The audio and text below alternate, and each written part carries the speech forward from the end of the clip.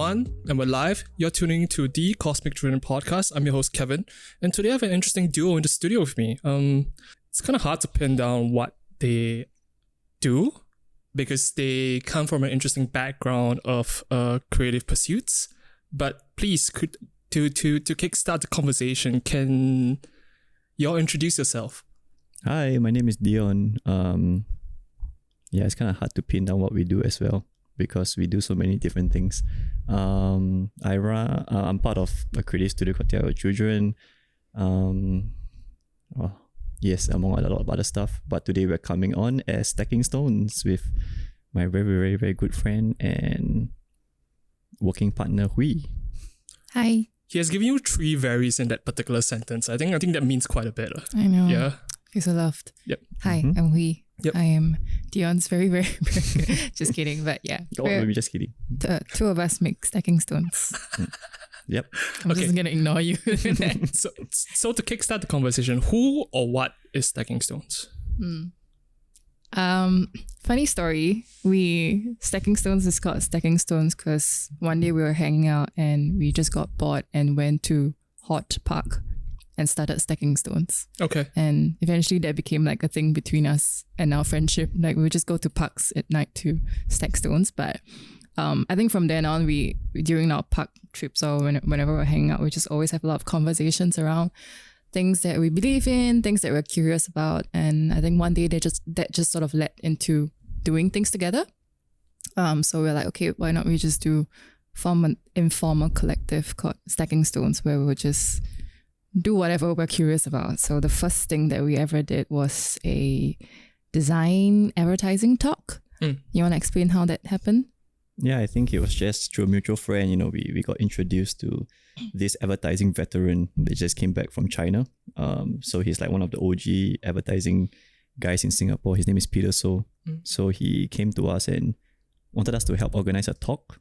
So using our resources or lack of resources, we put together quite actually not like pretty well executed talk. Yeah, it's pretty decent, right? With like zero budget, right? And it was held at like Zouk, and it was ticketed, so we actually made some money from that. Yeah, I think small amount of money, but we didn't lose money. Yeah, and it was kind of like we came with the intention to create projects that were really catered to the local creative community. So I think when this opportunity came up, we just took it and decided to run with it. So that was our first proper event, like 3 years ago actually. Yeah. Wow. Yeah. I think in the back of our heads, we always wanted to do the documentary, which I guess we'll talk about a bit more later. But yeah, that's how Stacking Stones started. It's interesting because you mentioned about intentions. So has there always been an overarching intent with regards to Stacking Stones? Or has it changed along the way through holding that workshop and next the documentary? I think for us when we started Stacking Stones, it was one of the angles that we wanted to come in with was to, like what I mentioned, cater the content for the local creative community. So we kind of like use that as almost like the guide, because let's say for the advertising talk, we wanted to target people in the advertising industry or like designers and / creatives. Yep. It was always supposed to have like a local focus, because back then, when I was doing Death Threats, for example, it was doing clothes. TYC, Tell Children, we are doing like commercial global projects. But I felt that I personally never really had an outlet to pursue local projects, like projects catered to the local community. So I think that was what we shared, like the same sentiment as well. Like she felt that there were a lot of creative communities that weren't really in the spotlight, and we wanted to kind of like shed light on those hidden or underground communities. Yeah, and I think what was interesting is because we have very different backgrounds. Like he comes from he just does everything basically, and I come from advertising, right? Sure. So when we got to know each other, that was sort of our dynamic. So I think when we came together, there was just a lot of things that we saw was lacking, I suppose, from our own experiences in terms of like communities not being spotlighted or people not having access to certain information, etc. So I think when we came together, it was just like, okay, actually we both believe there is a gap in that sense. So I think intentionally kept it quite loose in terms of what we're gonna do, because we know that was gonna evolve over time, and it was also gonna cater to our own flexibility in terms of what was gonna evolve and become a necessity in that sense, or like become interesting for us at a certain point of time. So I think that as the bedrock of the intention, I think has always been quite consistent. Yeah, but in terms of what we do, I think that's quite up in the air. Yep. In a sense. Yeah. So going off what you two just mentioned, what do you guys observe about the local creative scene? What were just observations that you guys had individually that you guys wanted to change? Yeah. I think when we talked about the first design talk, the advertising talk, I think we felt that there weren't a lot of sharing from really experienced people in the industry, and I think we just felt that there wasn't much opportunities for younger people going to the industry to have one-on-one or up close and personal conversations with people that have done it for like 40 years. Like this guy that we organized a talk for he basically has like over 40 years of experience leading campaigns all across China and Singapore. So I think what we felt was that lack of interaction between industry leaders and people fresh out of school. So I think that was something that we felt that the talk tried to address. Yeah. And I think also at that point, because coming from advertising, there were talks like that happening, but it was always very formalized, like from your associations or at open houses or at recruitment fairs, etc. But I think there's never really been one that opens up to people beyond the industry itself. So when you talk about advertising, then it's just very silo in that sense, or very insular. So I think what we did was, we reached out to like schools or design students, etc., to just make it a bit more cross-pollinating as well, in a way. Yeah, but I think the other observations in a sense was, I think coming in and singing TYC and all this very popular creatives in Singapore, I think as a personal observation, I realized you always see the same few names in Singapore. And if you're not within that circle, it feels a little bit difficult for people to get in. Yep. Or it feels a bit difficult for people to want to work with them because you don't know them enough, or you don't have exposure, etc. And I think from there on, it's also like, how do we then also include people like that? Or how do we also then tell stories of people like that are not so frequently featured in the commercial works of Singapore, etc. So I think there's always a bit of us trying to think about the fringes of the creative scene in a way, or the untold stories in a way. Yep. Yeah. Going off what you said, do you think that's a product of the fact that there isn't a lot of names that is constantly in the spotlight, or just a lot of people are just being on social media, they're not promoting themselves enough, hence therefore they are not as featured?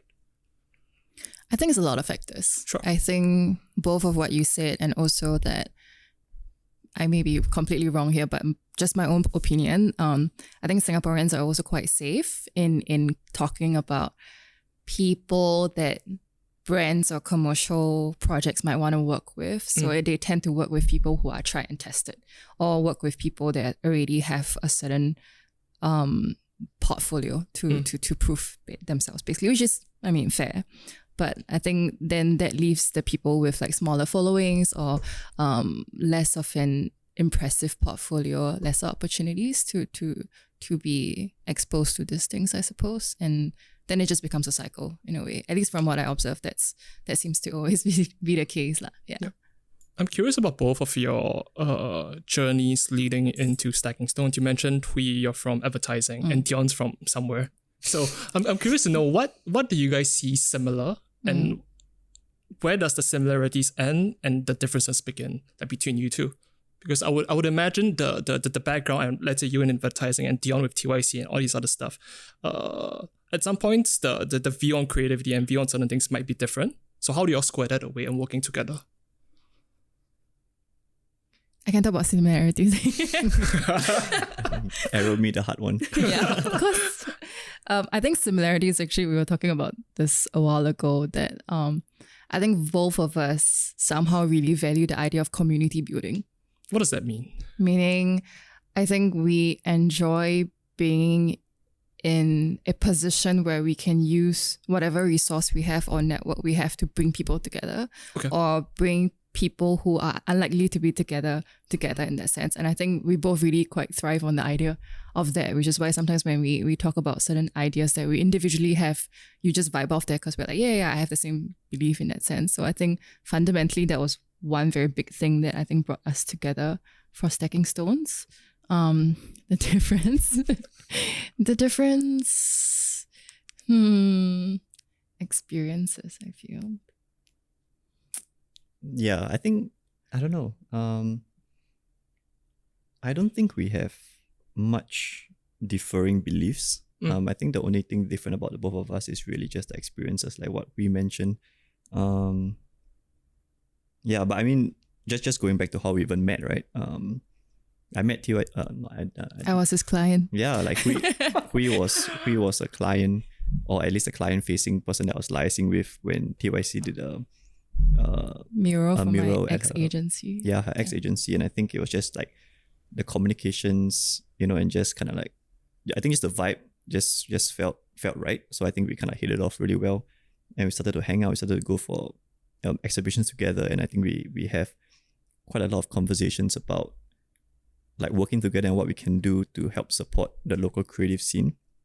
So I think that was really the focus, and I think the both of us have such different backgrounds and resources that we felt it was very complementary. I mean, we were both quite task oriented, like people, like we're suits basically. So I think when we came together, it felt quite natural working together, because it was really just like vibing off like, okay, what's the idea you want to do? And I guess with my resources, or not my resources, or like resources that I could somehow come up with. His resources. It just felt like things were a lot easier to put out. So yeah, even the talk, like, it was actually quite amazing thinking about it. I mean, it's quite hard to like think back 3 years ago. But thinking back about it, the talk went really, really smoothly actually. Like, we put together like a 60-70 people talk at Zook. We got Zook to sponsor the event, the event venue. We got our friend who does like furniture to sponsor the furniture of the place. Yep. So yeah, actually, I mean, just the idea of us pulling our resources together, just bootstrapping things, just doing it from the ground up. I think that was something that really resonated with what we wanted to do. I mean, even with the documentary, which we can talk about more, like we really came up with like from nothing basically. And the fact that we are where we are at right now is kind of surreal actually. So yeah, I don't really see a lot of differing beliefs, but I feel like we're just quite similar in the way we approach things, in the way we view things. And I think when we put our heads together to try to accomplish something, it actually gets done. Yeah. Yep. I actually think one interesting difference that I think kind of worked out for us is that from where I came from, I think my view on the creative community in a way, it's a bit like outside in. So my experience was working with you guys as a client, as a partner, etc. Right? Whereas Deon's very much embedded within the creative community, and he has like contacts, whatever. So I think sometimes then we can get to test like each other's ideology in a way, like based on our experience. I'll go like, okay, based on my observation, this is whatever I think is going on. He's like, yes or no based on his experience. So in a way, then it becomes a very, I guess, balanced view in that sense, because we come from two very different ends of that spectrum in a way. But yeah, I think differences. I'm an overthinker, so he corrects me a lot in that sense, which is quite funny. Because yeah, I don't know where I'm going with this, but different. Not much of a difference, I think. I think overthinking is a superpower, but yeah. Yeah. Thanks. I feel seen. I think there's a difference between overthinking and, I guess, spiraling down different thoughts that are not healthy. So I think that I personally feel that there's a clear difference. No lah, I overthink for projects. I think that's normal. Yeah, thanks. Okay, so Validated. I think that's a pretty good segue into the upcoming film and documentary that you guys have done. So could you speak on that and how or who suggested the idea to do a film after the workshop? Yeah. Actually, funny thing, I actually think we talked about this idea before the workshop. I remember very vividly we were at Hong Lim Park just one random night, and we were just talking about I think some ideas that we had and general observations about how Singaporeans or our peers basically don't seem to know about people that came before us, like creative people, designers, or graffiti artists or whoever that came before us. And we're both like, cannot be that there isn't, those people don't exist in Singapore. Like, because there are artists, like fine artists before us. How come we can't really like just name drop anybody at the tip of our tongue? So, and then he was like, oh, actually not true, because he knows Kiet really well, Kiet from Syndicate. And Kiet used to tell him stories about like good old days in the 90s, like where the designers used to hang out, blah, blah, blah. And like other people used to tell him as well. And we're like, okay, so, the stories actually exist. It's just that we don't get access to them, right? So I think we've always wanted to do a project around that. We didn't actually know what form it was going to take. It was actually Russell who suggested doing a film. Because I think initially we were like, oh, maybe we do a coffee table book or some form, and then we know something that was more reasonable, basically.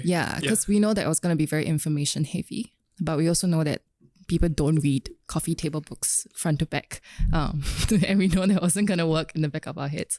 And I think he was talking to Russell about the idea one day, and he suggested right doing the documentary. I think I was with Russell in Hong Kong on a bus. Yes.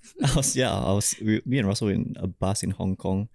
We were in Hong Kong for like Art Basel, and I think we were just talking about this idea of like doing, like just documenting lesser known stories, or like stories that the new generation may not have come across or may not have heard. And I think I think he might have been the one who suggested the documentary. Because he watched A Beautiful Mind, right? Beautiful Losers. Beautiful Losers. And he was like, oh, maybe you guys should do that. And then we're like, maybe we do a documentary. Okay. And actually it went on a whole long journey, because we're like, oh, do we get a director to do it? Do we get someone else to produce it?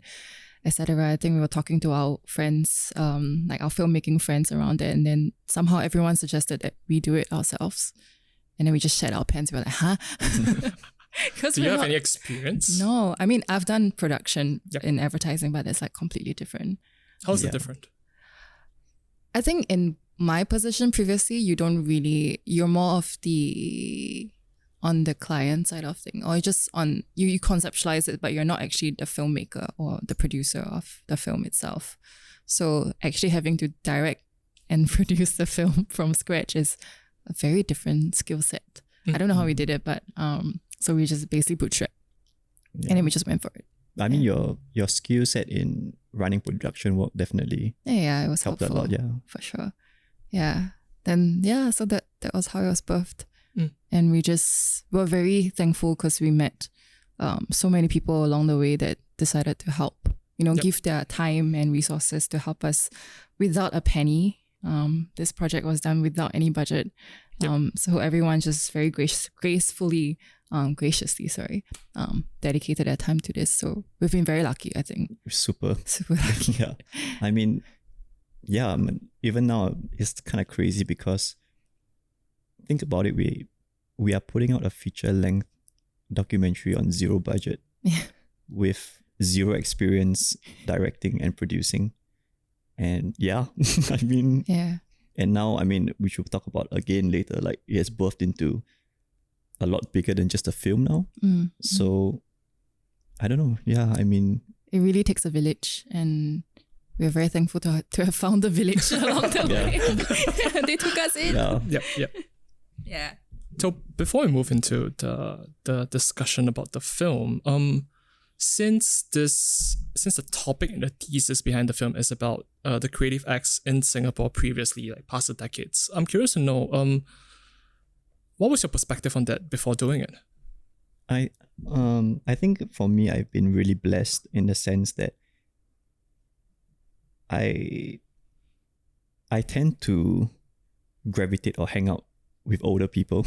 I don't know if, but I think I just I try to learn from people who have come before me in that sense, and I think I've been quite lucky to have been in or currently am in different industries. I mean, not really industries, but different cultures, I would say, like subcultures, because it's quite common for like a designer, for example, in Singapore to be, just hanging out with designers and just being in that designer bubble. But for me, I have been quite blessed to have been able to move around like the different subcultures. So I've been quite involved with like the music scene, like, just growing up, going to Scape and watching all those rock band, like post-punk or rock bands come up, and just like in fashion as well, like streetwear, right? Like TYC does streetwear, and that's all our different interests.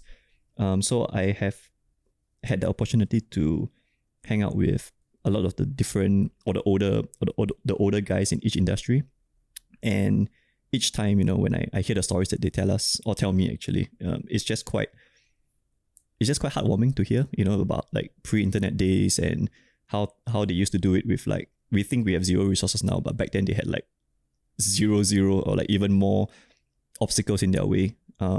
So I think that really helped shape my perspective on why does it seem that even now with more resources, the energy is quite different. Like the energy back then felt a lot more vibrant and a lot more creative, for example. So yeah, I think it just made me think about it, because for me, I know that before TYC, because when TYC first started, we tried to look back and say, like, are there any other collectives, in Singapore that we could emulate or we could try to learn from? Because for the four of us starting TYC, this was a totally new experience. Again, zero experience, zero idea of how to run a business. And, obviously we knew about Funk Studio, who were the OG art/design collective that really put Singapore on the map with their work in international magazines or just the international design circles. So, but the crazy thing is that Funk is 10 years our senior, like they are a decade older than us. And in this one decade, there was no one else, so it was kind of like an eye-opener for me, at least. Like, you mean in the past 10 years, no one did anything? Like no one came up and tried to carve their own path with friends, or like, because when we started TYC, it just felt very natural, right? We were graduating from Temasek Poly, we majored in illustration, and back then the standard route was that you graduate from design course, you become a designer in an ad agency, and you climb up to a junior art director, senior art director, and it just wasn't what we wanted for ourselves. So it just felt really natural to, like, let's just come together to form a creative collective and try to make money with your friends. I mean, that seemed the most natural. So it was kind of crazy, like, thinking back, like 10 years ago, you mean no one else did that? So I think it was quite important for us to tell these stories, and hopefully inspire, like, the new people coming up, that actually there is ways that you can work around creating your own stories and creating your own path in your career. If you don't have something that you want to do, like, just make it yourself. So that was my perception, like, no one really did anything for the past 10 years. Like, I'm sure the in the 90s there was so many things going on, because I know of like bands like the whole energy of rock bands or indie bands that came out in the 90s. But in the early 2000s, I mean, it just felt like it was it was kind of like dead. So I think for this project, it was almost a learning journey for myself, like going back and talking to more people outside of my periphery, like just not just friends, but friends of friends, and just trying to understand what was it about like the 90s or like even the late 80s that really helped propel the Singapore creative scene forward, and what kept it back, or what and then what pushed it forward again, for example. Because when we started TYC, we had a lot of people saying, these guys are the new funk, these guys are the new generation of creatives. So it's just kind of like, a journey of like learning what keeps us going, what inspires us as a culture, as like a creative community. Yeah. What about you? How to beat that? It's not a competition. Is it not? What do you mean? I came in as a okay, just kidding. I think for me personally, I've always been very curious about the idea of creative heritage in Singapore. And I think that's not a concept that we talk about a lot How here. would you define that? I think it's just as easy as, even as straightforward as like, oh, who was the Jason Pollock of Singapore? Or Okay. who was the Miles Davis of Singapore? Or who were the Joy Division or whatever? All these things, right? And I think that the fact that it was so hard to conjure up any name locally was always a bit of a question mark. Like, why is this? Why is this the case? Why is it so difficult, etc.? Obviously, bearing in mind that there was pre-internet days, so you don't get a lot of this documentation. But I think interestingly, at that point of time, I was doing an agency project where I was just going around interviewing like 70 over creatives about their creative outlook in Singapore. So just spoke to a bunch of people, and I think one of the questions that we asked was who their influences were. And I think what really stood out to me was everyone just name dropped people that were from like US, Japan, Korea, or Australia even, or whatever. And I was like, how come there's no one local that anyone actually name dropped? So I'd like Deon say, I think TYC was the only one who said funk. And everyone else just basically referenced someone else. And I think that was also another strange part. I was like, okay, how come, locally there isn't anyone that people look up to in that sense? So I think just being generally quite curious about the origins of things, I started to wonder, like where is this hole in our information? Where is this gap? So I think very much like what Deon said, this entire journey was such a big learning curve for me, because I don't think this information I would have found online, because I probably wouldn't know where to start looking. Yep.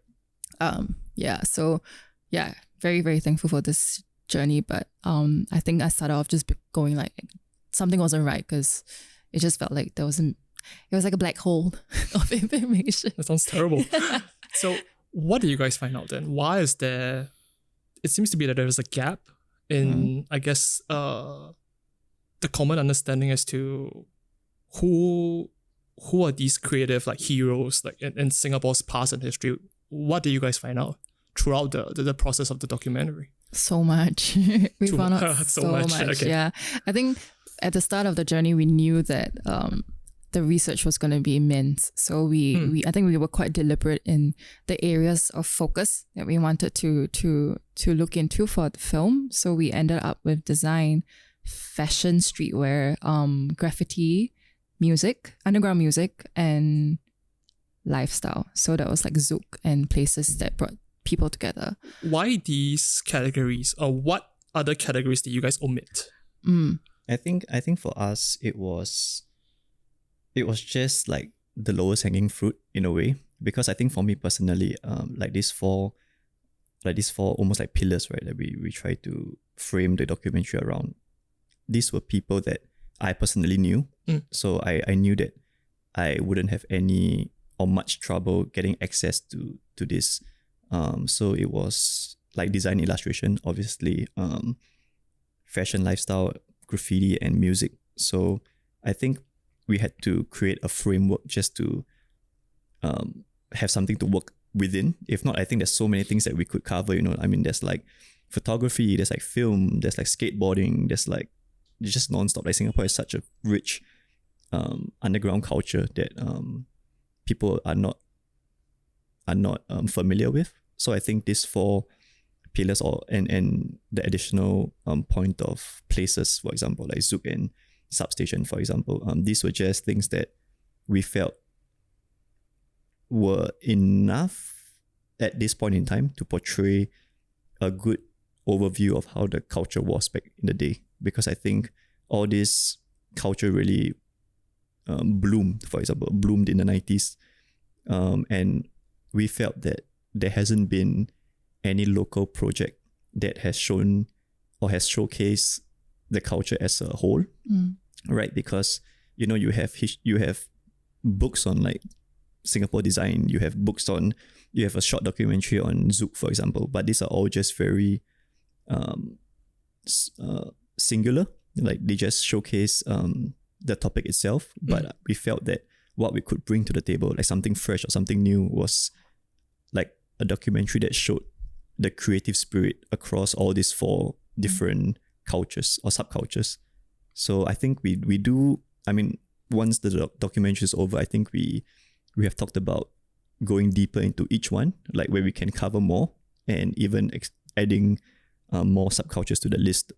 But I mean, that's just in the pipeline or in the future. But yeah, we felt that having these 4 would help us frame like our approach a lot better than going in like blind and having so many things to research. Yeah.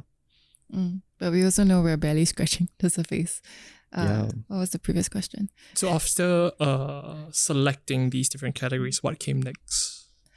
We started mapping out people that could be pivotal characters in each of these disciplines, as we call it. So we started speaking to our friends, our network, to go like, hey, what were the key players in design? What were the key players in graffiti? And from there on, really expanding the list.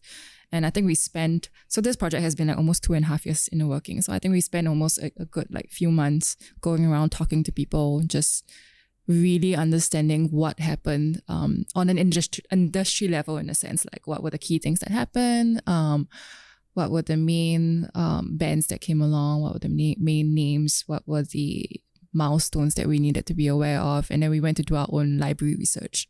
Wow. Yeah, so we went to like read up on old articles, old magazines, everything. But I think that was really just the point where we were trying to educate ourselves on what were the potential angles or the potential stories that we can tell. Because at that point, I think I knew not much. I didn't know much. I mean, he probably had his stories from his friends.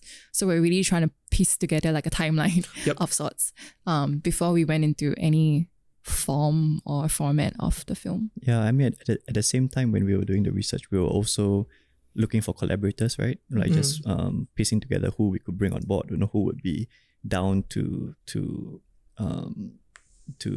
see our vision and help us try to do something or create something fresh in Singapore together. And I think everything worked out, like in the sense where we had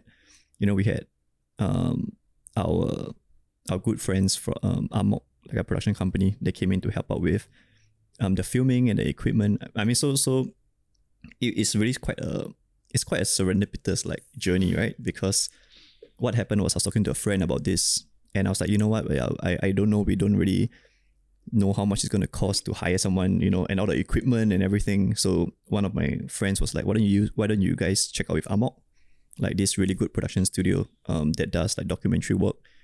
They came from the indie band scene as well. So they were like, they might just like fuck with your vision, for example, and they might just do it because they want to create something, or they see what you guys are trying to do. So I asked my friend, give me their number, I'll give them a call.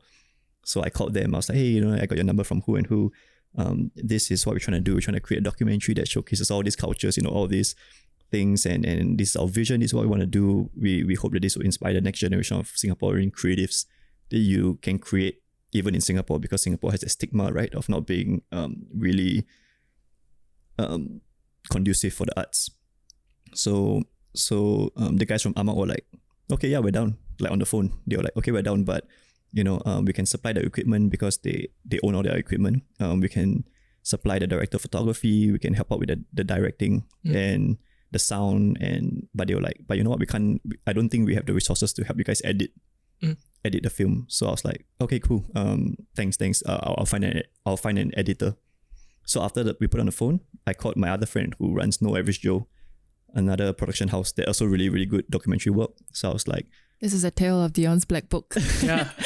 So I was like, yeah, I called him. I was like, hey Joe, this is the same thing. This is what we want to do. This is what we want to put out. This is what we want to inspire the next generation of creatives with, etc., etc. And we got Amok on board. Amok can help with all the filming and everything, but we need an editor. And they're like, oh, you guys got Amok? Okay, cool. Yeah, we'll edit. So it's really so. It was quite surreal seeing how everyone came in together to offer their services for this, because like what we mentioned, we had no experience with like film and production, so that was just the filming and the editing. And then we got our friends to Fox, who said that he would come on and do the soundtrack for it.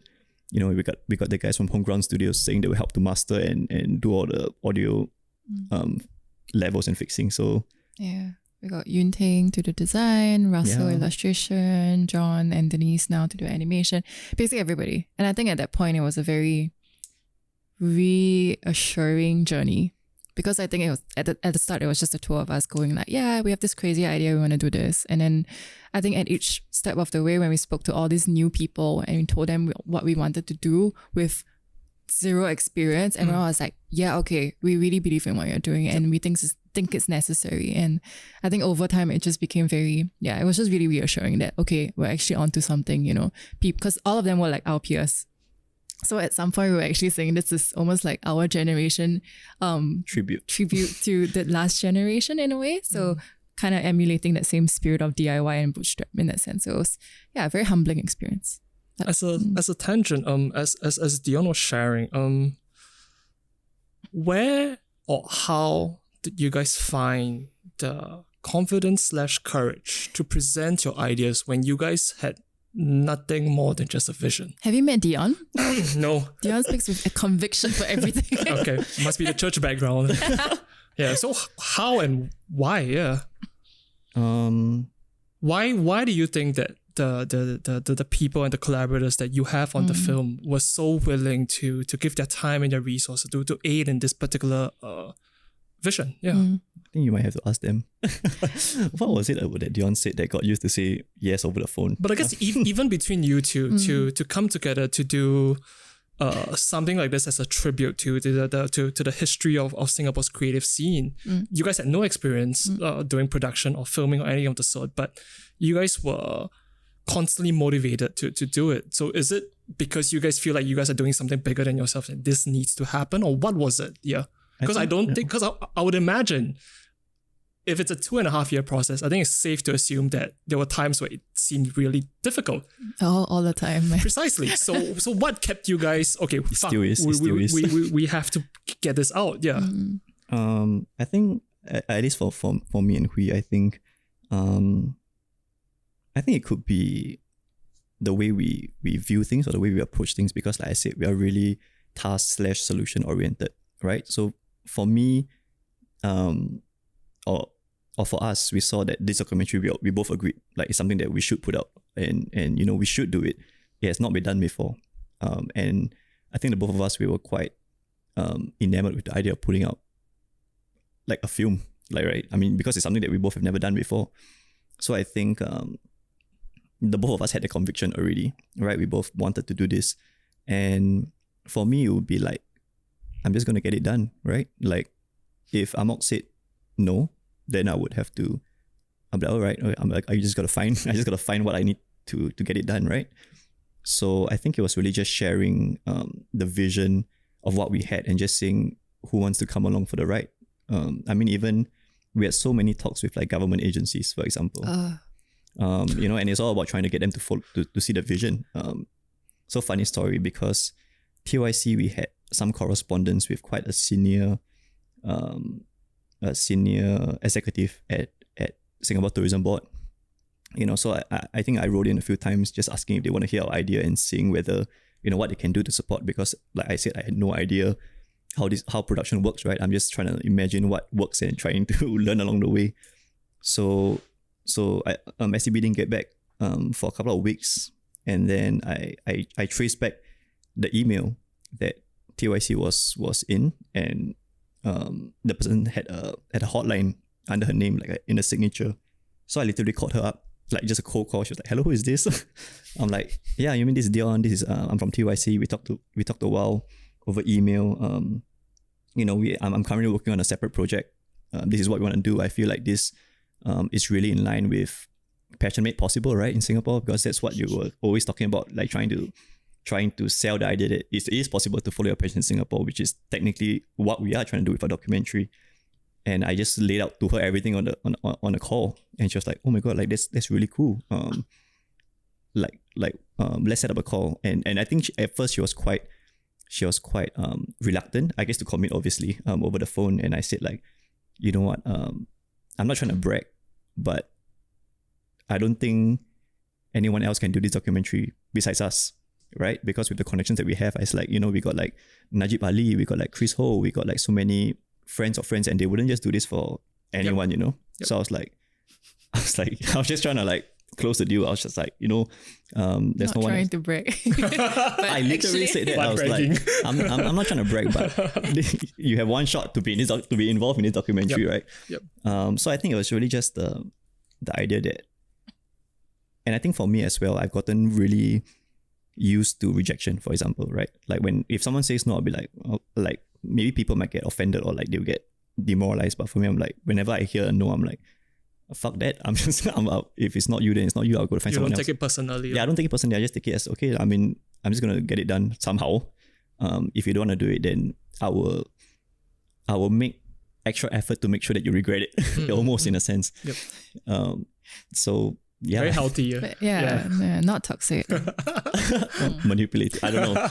Yeah, welcome to Deon's red book. burn book. But I think it was just the idea of like, and I think I guess it was quite reassuring as we said that people that they felt what we were going to do, and I think maybe it's something that people wanted to do before, but it was just never because you have to have so many things working together to make it out, right? Yep. So maybe it just took someone with enough conviction and enough passion and resources to bring everyone together to make just it work. a little bit crazy enough to do it. A little bit.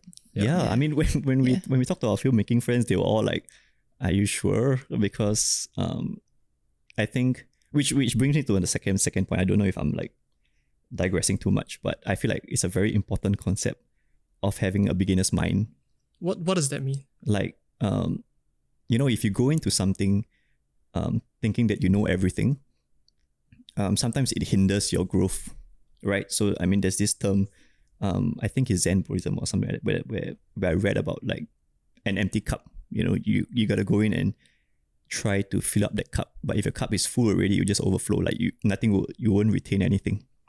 So I think, and for me personally, that's how I try to approach things. That's why I think I am not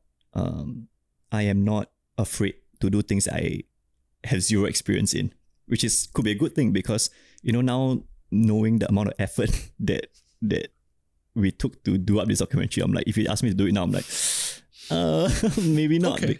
But back then, and obviously our filmmaking friends, they knew. Yep. Right? They knew how much, but to me, or to me and Hwee, at least it was like, I mean, I see a clear path. What? Got a vision, you get a crew, you go and record, you put everything together. Okay, what? So it was, but I mean, obviously going through it now, I'm like, oh shit, like all these stupid licenses, all these things that we need to deal with. Yep. But it was just the idea of having, like, knowing what we want to do and just trying to find ways to get there and not being afraid of, or not being afraid of not knowing, but kind of like just having an open mind to continue learning along the way. Yeah. As a tangent, who or what taught you this particular philosophy that seems to be so entrenched in your frame of mind? I don't know. I think it was. I really don't know. I must have come across it really long ago because that philosophy has like spurred me to do a lot of things. Right, like even TYC. Right, even when we started TYC together, it was. Yeah, I mean, we had zero experience of running a business. We had zero experience invoicing a client, chasing for late payment. Zero experience of like how to find work. But we did it anyway. But if you ask me now, would I start another creative agency? I don't. I mean, I don't know. The answer is probably no. And even when Death Threats, right? When Death Threats started, when I started that vintage store, it was like I've never done a brick and mortar store before, right? But it just felt like, why not? Like I have a space. I have stuff that I want to sell. I have stuff that I can bring in and sell. Like there's a gap. I mean, back then when we started Death Threats, no one else was doing it, right? And we came in at a time when it was booming. Basically, the hype was growing. So, and even with my side projects, like I am running like a small sambal business on the side. Like I've never done F&B before, right? But I was like, okay, what? Get someone to sell, right? Like get someone to sell like something dope. I would buy it. I'm sure my friends would buy it. Let's just sell it, So I think then of the documentary or even the talk that we did, we have never organized a talk before. So I think it's really just the idea of you just do it. There's nothing to stop you but yourself, right? Yep. If you got to start something and then you just got to learn from people who have done it before.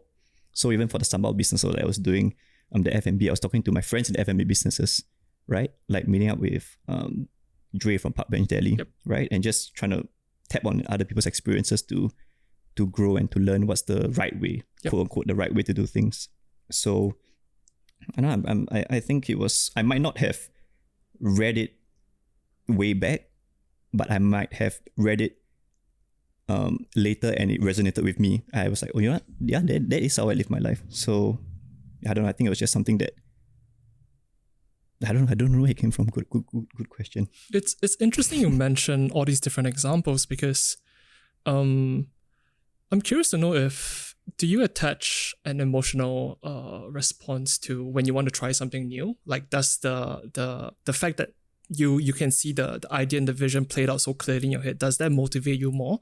Because I can imagine that the same scenario where someone wants to try something that is perhaps out of their comfort zone, but when an emotional response come in, there is fear, you think about different things and you don't act on it. But it seems as though based on what you mentioned about the different businesses and the things you have tried, it spurs you on more to actually go and attain it. Okay, I think, I mean, I just gotta put something out that I would never take solo credit for anything, right? I think what keeps me going is that if I have an idea, I will make sure that I'm surrounded by, or at least have someone that I can do it with, right? So even for the vintage store, I would never have done it, but I reached out to someone that I never knew on Carousel selling vintage clothing. I was like, hey, like your stuff kind of vibes with what I'm selling. Why don't you come for a chat? I have an idea to open a store. You know? On Carousel, of course. Yeah. So it was, and even for the sambal, right? I was like, I needed to have someone that knew what they were doing. And I think that's how I approach things. If I'm not confident, if I'm doing something that I'm not familiar with, I make sure that I'm surrounded by people who are. And similarly for the documentary for the talk, like Stacking Stones, I would never have done the talk. I would have never done the documentary if I didn't have Hwee with me. Interesting. Yeah. So I would never claim credit that I did it myself, because I would never have done it without people who believed in me or believed in the vision. And I think that's how I keep myself accountable, knowing that it's not just me involved in this. I have to make it work for the other parties involved. And for me, I know it's quite a funny thing, but I think my approach is that when I have something that I am working on, I try to tell as many people as possible to keep myself accountable. Interesting. Because I know, I've always come across ideas that, don't tell anyone what you're doing until it's out.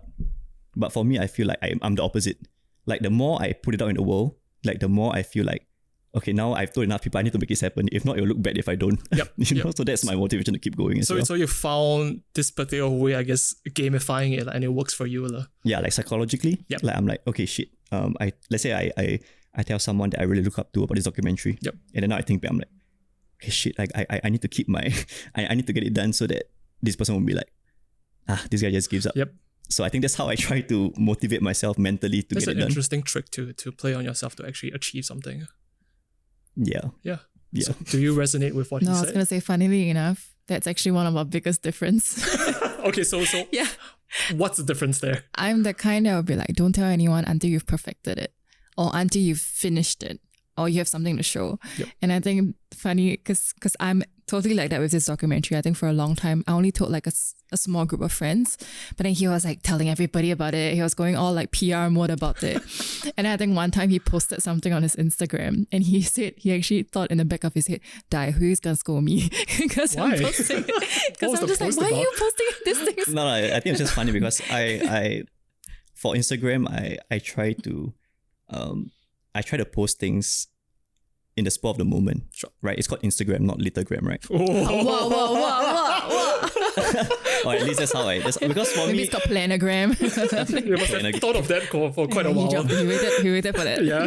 Planogram. But yeah, basically, I do have whenever I feel like posting something, I do it because I feel like it's very genuine. I can come out with some emotion to get me and get people hyped about it. So I think there's this one time where I was just watching, because I think we were doing a few edits on the cuts. I think it was the third cut But by the third cut, we already had The title cut. Yeah, the opening sequence, the animated opening sequence put in. So I was watching it again. I was like, oh my god, this is dope. Like, and I think just as a side note, like, I think we're doing something right because I've watched the documentary so many times, and each time I'm like, I finished the documentary feeling inspired again. Okay. So after I watched the documentary, I'm like, I need to share this. I need to share this info, like this feeling, right? So I think I just I recorded on my phone the title sequence, like it starts with Odd Fella So Happy, jing, jing, jing, jing, jing, jing, and then like the classics come out. I'm like, oh my god, this is so uplifting. So I posted it. I'm like, forget it. I think who's gonna scold me for this? I just wanna put it out there. Yep. And I was like, yeah, of course Deon did that, but it's okay. Yeah, but I think to his point about watching it every time and being inspired, I think to your earlier question, why we stay motivated, by segueing back to the question, I think when we're doing the research part, I think when we started off, it was very much like a hypothesis, like, this is what we want to try and see whether we can gather anything around it. And then during the whole research part, when we just got so much information and all these stories, I think it always just felt like a shame that it ended with us if we didn't continue. For me personally, I was just like, no, we cannot just be the only two people or only few people that know about this. So that just kept going on and on until like every time we tell our friends or our people who are working on it, like snippets of the stories, and everyone just gets really excited about it. And I think that's how we knew we were onto something. And for me personally, that's been something that just kept me going, even though when you have to do transcribing for like 60 interviews, it's a lot of work. I honestly hated myself at that point. I was just like, why am I doing this to myself? But I think every time I get to the end of the interview transcript, I'm just like, okay, it cannot die with me, you know, it cannot just sit on my computer. It actually needs to become something. So I think that's how we kept going for 2.5 years, and it's still going in that sense. Yeah. I think it's always, you just got to find ways to motivate yourself to keep going. I think one, just to draw a parallel with like TYC, for example, because I remember just in the very early days of TYC, I remember telling the four of us, right, like we can't give up, or we got to make sure that this succeeds, because TYC is already, back then, it was already being perceived as successful, right? We've been getting consistent corporate gigs. We are slowly getting the name out, getting a good following. And I just felt very strongly that if we don't succeed, that would be a blow to the Singapore creative scene. That would set an example to like younger creatives that if TYC could fail, like what's to motivate me to even try, you know? So I think that was, at least for me, like one motivation to always keep pushing and always keep going, because and I believe that the vision always has to be bigger than yourself, right? Like even for the documentary, it's not just about me and Hwee doing it. A debut film, right? Like a feature-length film is not just it. It's so much more. Like if we could remove ourselves from it, I would, because like we don't. It's not even us in the spotlight, right? It's not about oh, this is Deon and Hwee's, or they are directors, first-time directors and all. But it's really like the vision, right? Like Singapore has always been seen as a country that's not conducive for the arts, but hopefully after watching this film, you see like, oh shit, there is room for creativity to thrive, like in spite of all the obstacles. You know, and that's, I think, something that we felt really strongly, and that's what kept us going. Yeah, and it's quite shook when we show our friends like the raw edits, like quite not great version, and our friends watching it, after watching, they go like, wow, I feel like I want to go make something now. And you go, yeah, actually that's the feeling you want people to have, and we're just glad it's not just the two of us, and we're not just, you know, blowing our own horn, but it's actually something. Yep. So yeah. So circling back to what Deon said earlier about speaking to government bodies, do you feel that there is a dissonance between how they are responding to this, between when you share it with your peers, you get a different type of energy from it? Is there like a difference? Yes and no. Yes and no. Because I think when we present the ideas to them, they as people are excited about it. I think they understand that it's an exciting project, and no one has actually done something like that before. But then when you hit the red tapes around it, then that's when the excitement died very quickly. And I think, just to be completely honest, I was super disheartened by the entire journey of speaking to all this government bodies, because the amount of reasons we get from them to not fund us. And you would think that it made sense because it was about Singapore, Singapore's culture, Singapore's heritage, all of this like multidisciplinary things, the arts, etc., tourism things. But it was just very disheartening when they said like, oh, it doesn't fit my KPI. This is not in my, it's not my remit. It oversteps into someone else's boundaries, blah, blah, blah. And you just realize, this is why people think that Singapore's dead in terms of the creative culture. Yep. And then we're just like, it's fine lah. We'll just find our own way to work around it. But I think that's why I was like, yes and no. I think the people wanted to support it, but they just couldn't under this current tapes. Yep. Mm. So I'm curious to know if your view of Singapore has changed throughout the process of the film. Because that has often been said, that Singapore is not very conducive. In fact, if you actually want to be successful in Singapore, it's the game plan is actually to go overseas, get your success, and they'll welcome you back with open arms. I mean, look at the predecessors in I think Mandopop. That's kind of what they did. So to do a documentary film to showcase that there has been creative heroes in Singapore, I think that's quite a feat. I'm curious to know if your perspective has changed, because based on what we just said, it's kind of expected. Like there's all this red tape, the bureaucracy and stuff like that. But yeah, I'm just curious to know both of your perspective. Can creativity thrive in Singapore?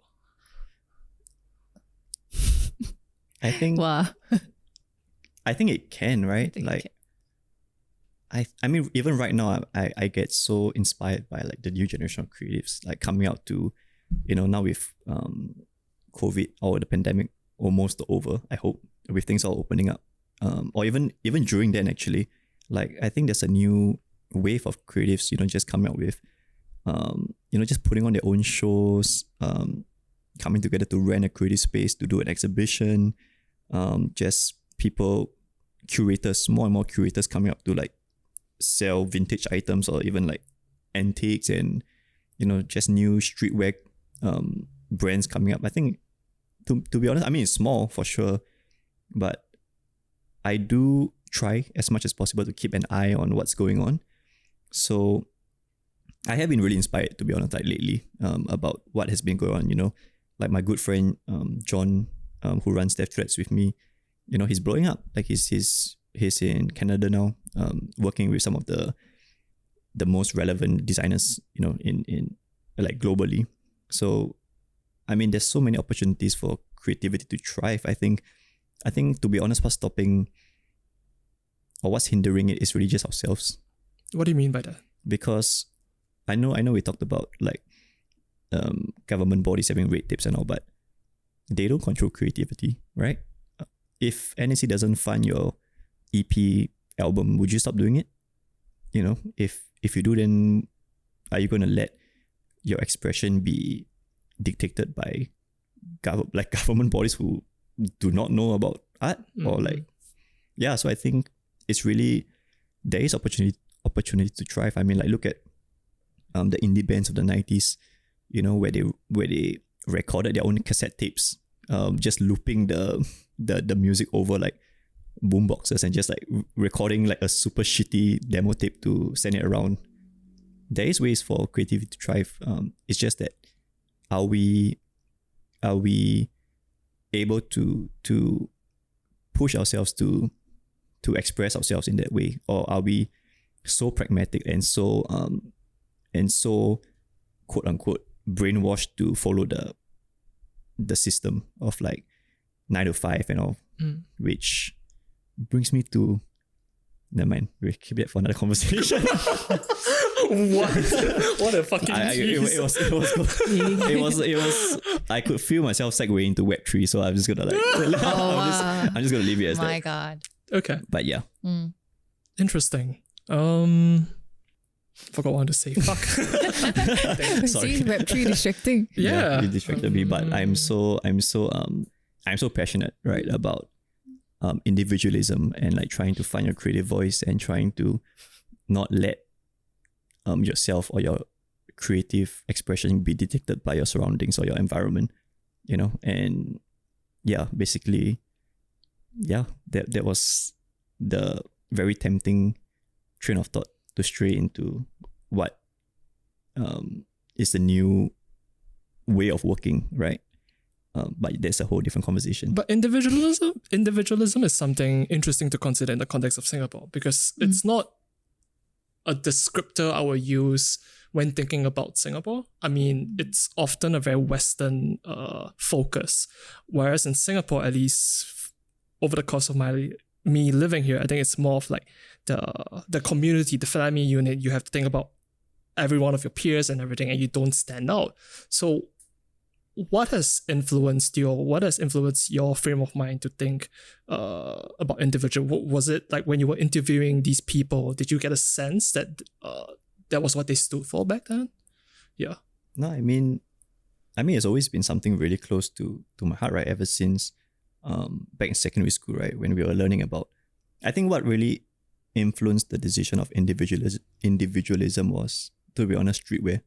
Okay. Right? Because at the end of the day, streetwear is what you wear, whatever you wear is something that you want to be associated with. Right? Because that's something that you put out that you want people to, this guy knows Famous Stars and Straps, for example, which was the brand of choice in secondary school. And I think my whole, or at least for as long as I could remember, expression was always a big part of me growing up. That's why I think maybe it was easy to make the jump from like, we're just going to start a creative studio. Oh, wait, I know the catalyst. I know what. I know. Jesus? Is it the master thing? What master? No. I remember very clearly the catalyst of what spurred me to really hone down on creating our own path. It was during the army. Okay. Where I was introduced, because this was straight out of graduation, right? After graduating from Temasek Poly, going to the army, and I was an officer, but I hated the job.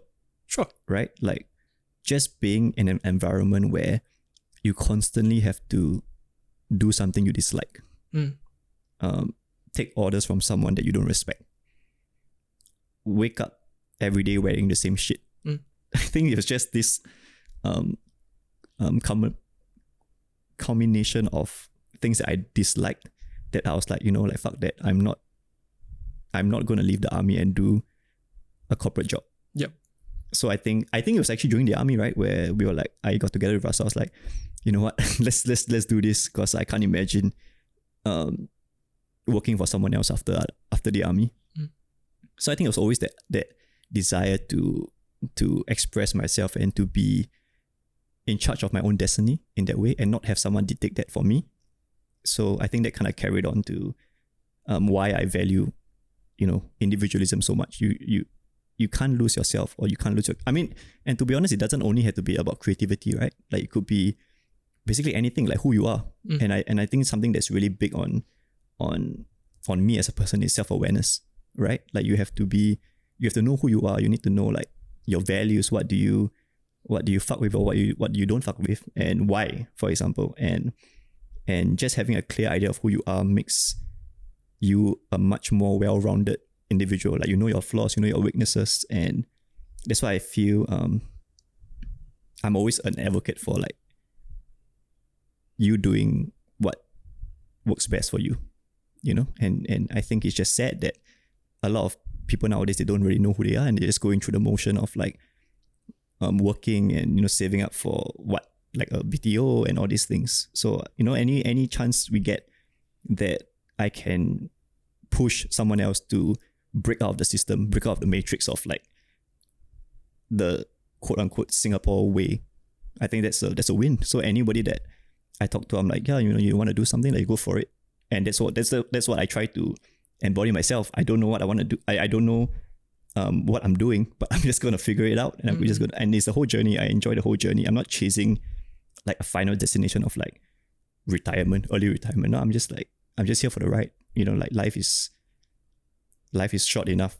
And any way that we can make it a bit more enriching, I think it's a win. Yeah. So, Hwee, do you agree with his monologue? Welcome to Damn, I'm going to a lot of monologues. Deon TED Talk. I am. Wow, I wasn't. We need to change the title to this of this Yeah, I would. episode. I was not prepared to talk so much, right, Hwee? I was like, I came in so Yeah, mellow. he was like, "Wheeze, you talk later, okay?" But look at him. Excuse me. I'm very interested in this deep dive into self-awareness because it is a concept not known or not taught in school. It is one of those things that hopefully you realize through external circumstances and you build upon it. So I'm curious to know what has helped either of you with regards to introspection and self-awareness. Oh, we're going there. We are. Yeah. No, Master Deon. Hwee is a very introspective person. So I have learned from her a lot in that regard. So please. Wow, I was not ready for this. I don't know. I think for me, it's always been... I don't think I've always been a very introspective person, to be honest. Like, I wouldn't say from the beginning of time. I think over the years, I grew to be a lot more because I was lucky to have a very safe support network that allowed me to do that. Because I think over the years when I grew older and I got to know more people that were also equally introspective, if not more, I think then the conversations really encouraged me to think about myself a lot deeper. And I think for me personally, my journey was in my early 20s. That was when I was questioning a lot about who I am as a person and my self-identity, like Deon said, self-awareness, all sorts of that. And I think from then, I started asking a lot of questions about what are my values? What do I believe in? What grounds me? What my favorite question to ask? What do you want to be known for when you die? Right? And all sorts of questions. And I think then over the years, as I got more clarity based on the things that I was doing, work or not, life, people, etc., I think that became a very important part of how I decided what I was going to do next. And I think then that just became a cycle that I realized, when I knew this part of myself, I could make that decision a lot easier. These things were still hard for me, so I still needed to work on that part of myself, etc. And I think that just kept going and going and going. And then over time, I realized, introspection is actually a really important thing because then it's just so important to know what you believe in as a person. Because I think over the years after leaving advertising, I just started doing a lot of random things. I was freelancing all around, doing community radios, freelancing for like fashion distribution places, and all of them, not every one of them worked out, but I think in each of them, I got to know a side of me a lot better. And I think through this entire experience, I realized, experimentation or just not fearing things that you didn't know, or putting yourself out there, I guess, in a way, and just being really uncomfortable sometimes can actually help you to know yourself better over the long run. And because from there, you don't just learn what you like, but you actually learn what you don't like. And I think sometimes that's a lot more helpful. Just as important, yeah. Distilling what your principles are in a sense. So I think just over time with all of these experiences, I realized, at the end of the day, it doesn't really matter how well certain things go. It's about how it makes you feel as a person and makes you grow as a person, right? So I think growth to me has always been very important. So it's always reflecting on, the next thing I'm going to do, how am I going to grow as a person? How is that going to help me in the long run? How is that going to help the people around me in the long run in that sense? So that's always been my mantra in that, yeah. It sounds as though it's been an incredible journey. I'm curious to know, what do you decide to keep and what do you decide needs to change? In my life or the documentary? Because I would imagine if this question would be posed to you in your early 20s, I would imagine the answer to be quite different. So I'm curious to know, how have you found out what to keep and to hold on and what to change? I agree that definitely my answer would have been very different. I think in my early 20s or even late 20s, I'm revealing my age here. I think my answer would have been, fuck it, let's just do everything. You do it and then you learn, you leave and you learn, and you just reiterate that over and over again. But I think now with clarity on what grounds me, I think sometimes it's almost intuitive in whether something works for me or What not. does that mean though to you? Like if, say, an opportunity lands on the table, I think it's a lot easier for me to go, this is right for me, this is not right for me, or this is something I'm actually excited about for the right reasons, rather than just going, it's something different, I'm going to hop into it kind of vibe. But I think with now, interesting question. What do I decide to change? I think it's a lot pegged to growth. Like having a clearer idea of what I want to grow in the next stages of my life, and then finding opportunities that sort of fit into that, rather than just throwing shit on the wall and see what sticks. Is there always clarity on that? Because it's funny to think about growth, because with nature and biology, you kind of know what things are growing into. There's kind of like a fixed path, but I think for humans there isn't exactly like a fixed path. So is there always clarity to what you want to grow or aspire to? Definitely not. Are you comfortable with the uncertainty? Depends.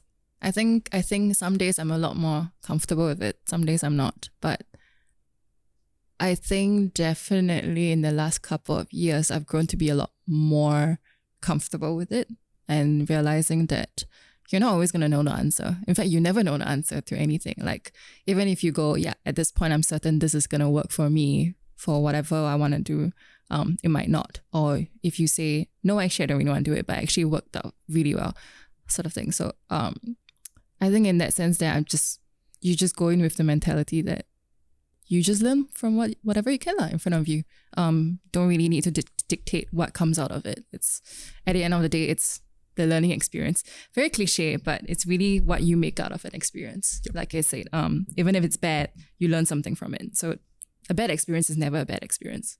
It is an experience in its own way. Does that make sense? Yeah. So what about you, Deon?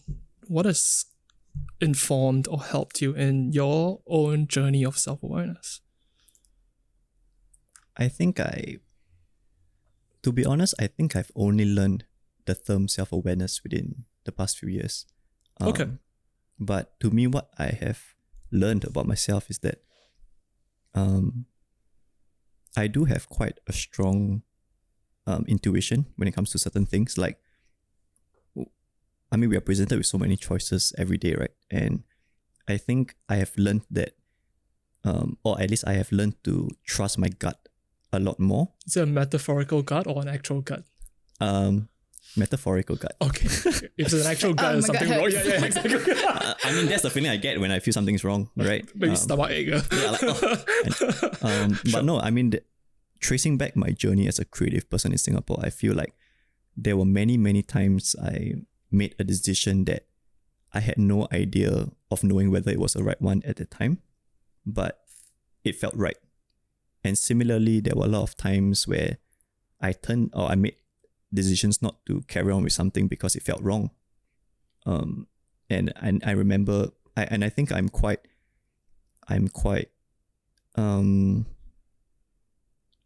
stubborn in that way. Okay. I would never do something that, if my gut tells me no.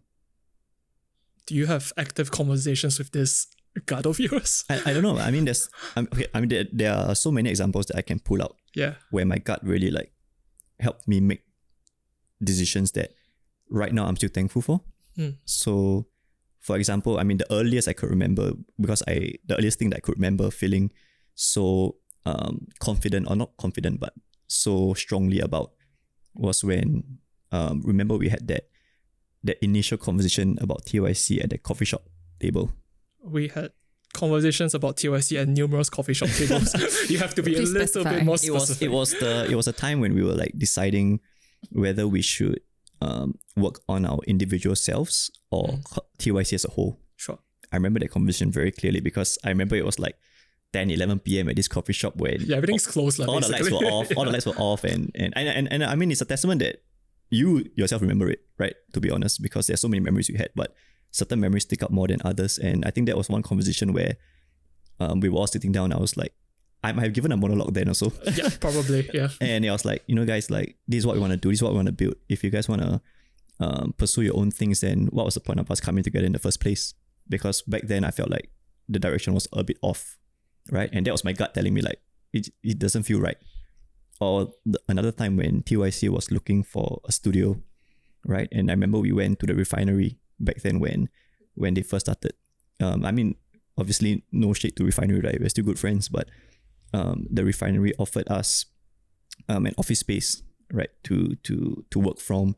I think it was really cheap. I think it was like 500 a month or something, and it was at the King George area, with certain clauses, right? Like we had to work or collaborate with someone else in the space, and put out something It's every a month. co-working space. Yeah, the co-working space. So I remember Lydia being super on for it.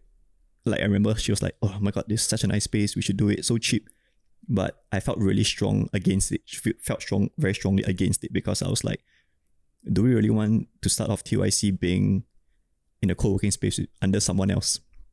Right? Because back then it was like, if we went into the refinery ecosystem, for example, that would be what we will be remembered by.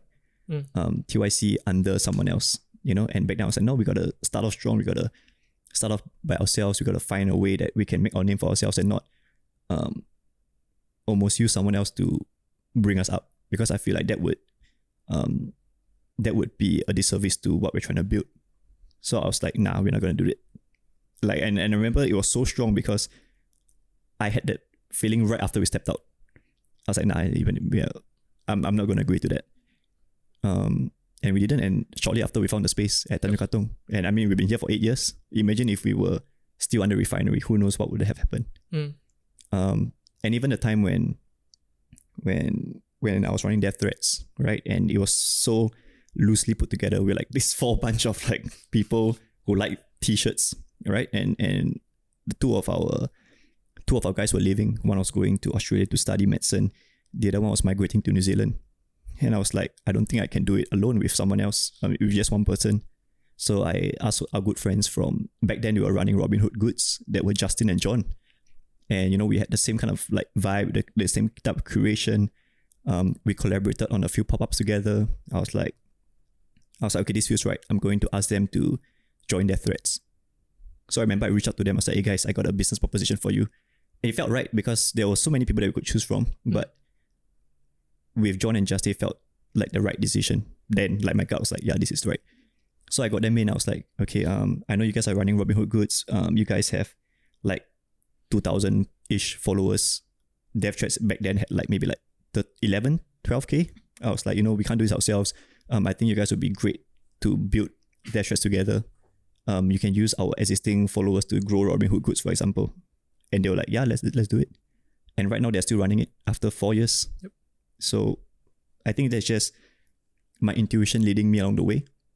And it was only in recent years that I'm like, oh, is this what they call self-awareness? Like, I don't know, but it felt like it resonated with me. And I was like, even with the documentary, even with everything that I've done, like everything just felt right. So yeah, I think it's more of just understanding that this term exists and just being a bit more aware of like catching this gut. I'm like, yeah, like, I think after 7-8 years, I feel like I think my gut has done me well. Stand up job. It's got Deon's gut is a crystal ball. yeah. Deon's, how are you feeling gut about this? Deon's 8 ball, like So it's not anything I would say scientific or tangible or anything. It's just a sense, some ephemeral feeling that either at the present or when reflecting about things that it stands out to you. Yeah. Okay. Yeah. Very cool. I don't want to continue from there. It's meta. It's a bit meta, but taking the segue back to the documentary, right. I'm curious to know what surprised you about the people that you got on, the different guests. Yeah. And what have you noticed in common with the different generations? Or is there any differences? What surprised me? I thought we mentioned this before. Did we? I think it surprised us. Ago. Right. I think something that surprised us was how many of the people that we interviewed were so almost touched touched that we were doing this. Yeah. So in all the interviews, so context. Actually, did we explain what the documentary is about in this? Bits and pieces. Okay. Yeah. So it's for people to infer. Okay. Oh, fun. And they're like, is this an existential documentary on self-awareness? But for context, a lot of the people we interviewed were creative pioneers in the 90s, right? So they're all maybe like 50s or late 40s right now. So the most constant question we get from them when we interview them for the film is, why are you guys doing this? And they ask with a genuine curiosity, like, why are you young people doing this? Because this is like way before your time, right? And then when we explain it to them, they are just like, oh, they're really thankful that, someone's actually documenting this story. Someone's actually taking time to do all of these things. And it was just, it was quite surprising that they were that thankful in a sense. So I was like, okay, quite cute to see like people who could be your father going like, oh, thanks for telling my story kind of vibe. And I think for me, what was quite surprising was also because we interview a lot of the people from the punk scene. And I think speaking to like designers, punkers, DJs or musicians and whatever, I realized the punks were the most sentimental and still the most angry people to this point. Because you would think that, maybe they're old, they're a bit more mellow, but if when you talk to them, even at this point, they are still angry at the system. They're still angry at, how unjust the world is, etc. And you just feel like, oh, they really truly embody the punk attitude to that. And just like basically all of this amazing quotes that we hear from them about. Suhaimi's quote. Yeah. Suhaimi Subandi, like one of the OG rockers, right? Like he started Stomping Ground. Youth Crew Hardcore. Yeah, he brought Youth Crew Hardcore to Singapore. Yeah. And he has so many quotes. Like we were just like, when we were transcribing, we were like, okay, we need to put this in the trailer or what. But there was one quote where I think stuck in my mind. He was like, it's not passion, it's an obsession. Yeah. And he was like, it's not about impression. No, it's about self-expression. Yeah. He said right now, like with social media and everything, the new generation is like, it's all about impressions. But for them back then, it was all about expression. What's the difference though? Like, I guess impression, you're more concerned with how people view you, like how you put yourself out. You're just trying to impress people. Yeah. Whereas self-expression is just for yourself. You're just doing it because you have this itch that you want to scratch. You just need to shout. Yeah. So it's really surprising. Yeah. And I think it was just interesting to hear that the stories then were so consistently about just them wanting to do something. Just them wanting to have fun, wanting to write a song, wanting to send out a message, wanting to just do something that was different. And it wasn't for anybody. It was literally just for themselves. It wasn't because they wanted to be successful. It wasn't because they wanted to set up a studio to earn all this money, or get a recording label, anything. But it was just this almost, how do I say it? It's just they just really want to create. And I think that was a very refreshing thought to hear from all of them in that sense. Yeah. We talked about this idea of the creative spirit of Singapore. So after interviewing these people and doing up the film and everything, how would you define the creative spirit of Singapore then? So funnily, we ask every interviewee, like we end off the interview with we ask them to complete the sentence, right? So we said Singapore's creative culture is, and we just let them say whatever they want. So it was quite interesting to see how varied the answers were. So some of it was like, some of them were like, Singapore creative scene is dead. Sure. And then literally the next interview is like, Singapore's creative culture is booming. So it's like, okay, it's really happening. It's like, yeah, it's always evolving. Yeah. But I think for me,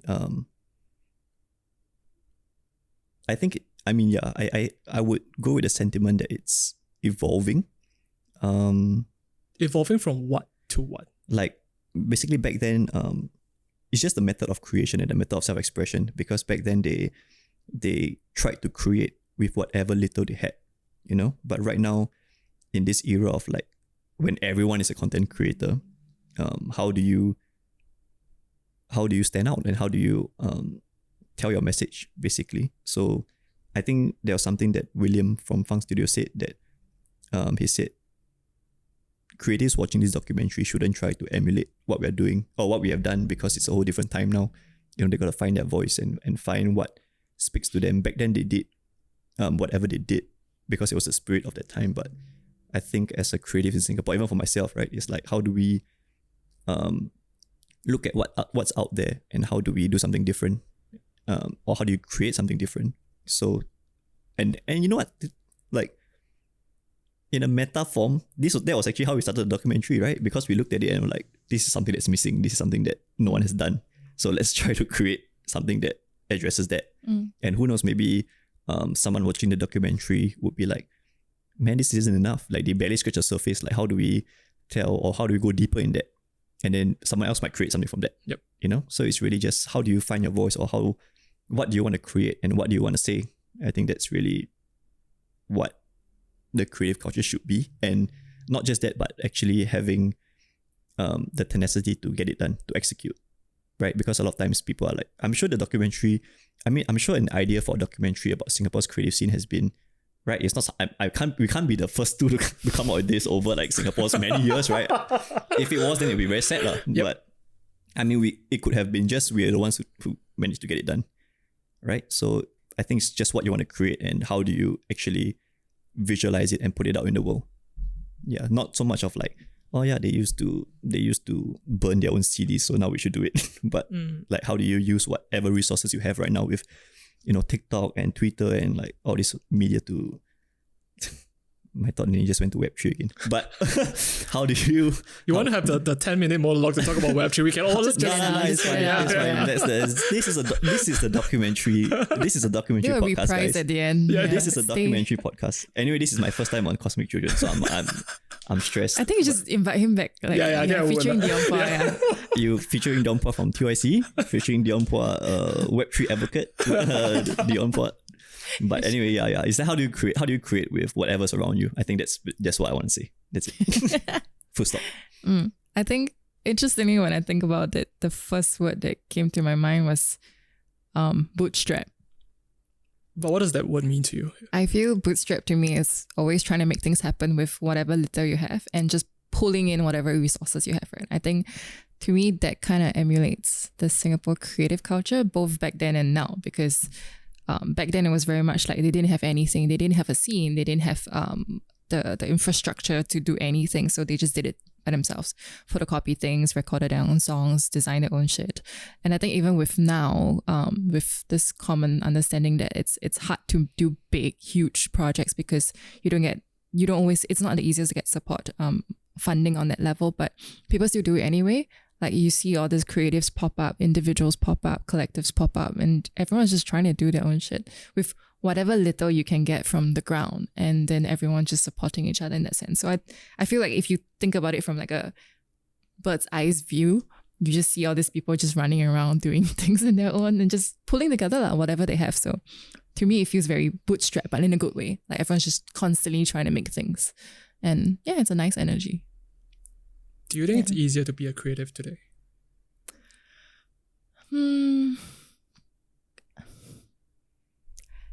Yes and no. Okay. It's always a yes and no, right? Yeah. Because I feel it's easier today because maybe you have more resources. You have technology is a lot more accessible, right? But with that, you also have a lot more competition, or you have a lot more distraction for you to get your name out there, for you to like put your work outside as compared to what it was back then. So I'm not sure it can compare it apple to apple, but yeah, I think you have your own challenges these days, right? Everyone has their own challenges. I think back then, right? Like I feel like back then the challenge was lack of resource. But right now I think our challenge is there's too many distractions. Yeah, too much noise. Right? There's so like Netflix. I mean, there's like so many things to be distracted by, right? Like why do you want to global warming? Whoa, it's like 0 to 100, man. You just talk about Netflix.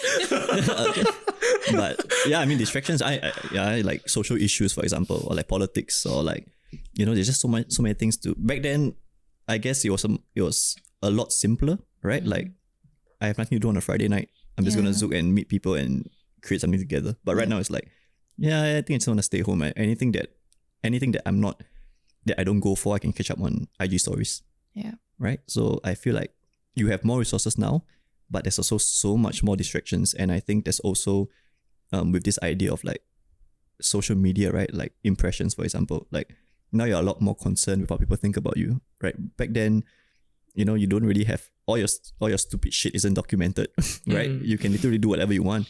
But right now, the idea of just the fear of judgment, right? Which is no fault on the people in the generation. It's just it's just a culture, right? So I think it's a lot harder to create because now people are a lot more wary of what they put out. Yeah. You know, like even Instagram has become so curated, right? Yeah. Like back then it was like we were just posting for fun I was like, I remember when Instagram first came out, we were using like the stupid ugly Instagram filters, right? And like making everything look sepia and like some like vignette stuff. And then now it's like Lightroom, like everything needs to be like super well put together to show a certain level of taste. Right now, everyone's a tastemaker. So how do you like? I think it's just, I don't know, it's just so competitive and so much things to consider. Yeah. So I think maybe, you know, it's a lot harder. But that's why props to people who can cut through all the bullshit and cut through all the noise, right? And like just stay focused on what they want to do. I think that's really, props to them. Yeah. Yeah. So like one of the interesting things they said, the interviewees said was because there was no social media. So last time when you needed to know what was going on, you needed to meet people or whatever, you actually had to get out of your house and you just showed up at Zook, you just showed up at TNT Studio, you just showed up at like Insomnia, the clubs or whatever, and just see whatever gigs that was happening. And that was how people met people, just really organically, and that was how they just broadened their whatever they were consuming. But now, because with the internet and everything, you are a lot more conscious and curated in what you experience. So you'll go like, okay, I don't want to listen to this genre of music, so I only go for this kind of gig. Or I don't like this kind of art, so I only go for this kind of gallery, etc. And I think in that sense, then it makes the creation in this day and age a bit more difficult. Then you're also talking to a very niche audience, but it's also so convoluted in a sense because so much distraction. It sounds as though it makes writing things off that you don't think you'll enjoy a lot easier. Yeah. And you won't get the serendipitous feeling of, oh, maybe I listened to something and I actually like it. And then you explore more because you have a lot more choice, but your choice might not be... you don't know what you don't know. You don't know what you don't know. You don't know what you want to a certain degree as well. Yeah. Because like back then, there was radio. You can't really control what the radio is playing. And if the radio plays something you enjoy, you go and find what that is. But right now, you can have your playlist for each of a different thing and the playlist is created by yourself, but you wouldn't know what you don't know. Exactly. So like a huge discussion we have with this older creatives is where are the spaces in Singapore today that actually allows you to do that? For you to just walk in and meet people that you don't actually know, for you to walk into a gig that you don't actually know is happening. And we couldn't think of anywhere right now, right? Because there just isn't a place like that. And it's a pity because when you hear about Zook and Haji Lane or Far East Plaza previously, that was just where all the magic happened. That was where they just met people that wasn't within their network and they created work together in that sense. Then a lot of that organic meeting, a lot of that organic collaboration then happened, which I feel is something that we don't get a lot these days. Because unless you follow someone on Instagram, you DM them, etc. But it's a whole lot of different interaction in a sense. So yeah, I wish I was born 10 years earlier, but never mind. Has your idea of creativity changed? Changed from the document, throughout, because you guys are mature creatives. I like to think so. Well, I would like to think so as well. You guys are not just starting out. You guys are not in school. I would assume that you guys are quite mature in your idea of creativity, how you guys would like to create personally. And stuff. Has it changed along the way? Or has it always been similar and consistent when you first started and to now? Because I would imagine it's been quite the journey, like for either of you too. It has. I mean, definitely I mean, when I keep going back to TYC because that's like the start of my creative journey, right? And since any conversation about creativity just brings me back to like how we started. So I mean, even for myself, like back then, I was drawing a lot more, right? I mean, the whole idea of TYC coming together was technically or realistically, it was 4 artists coming together to push each other's work out, right? So the 4 of us, we will meet up at Starbucks to like draw, right? And have all these kind of like sessions where we draw and just post each other's artwork on Instagram, try to get each other's name out as an artist. And over time, I think like starting TYC, running the business, it just felt like I don't even remember, but I had a whole identity crisis about drawing, right?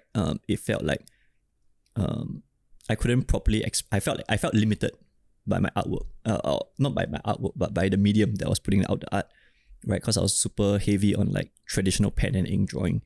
And I just felt that I could draw a skull, I could draw a rose like pretty well, but how many other people can do that, right? And it just felt like I was limiting myself with that medium that I was so focused on.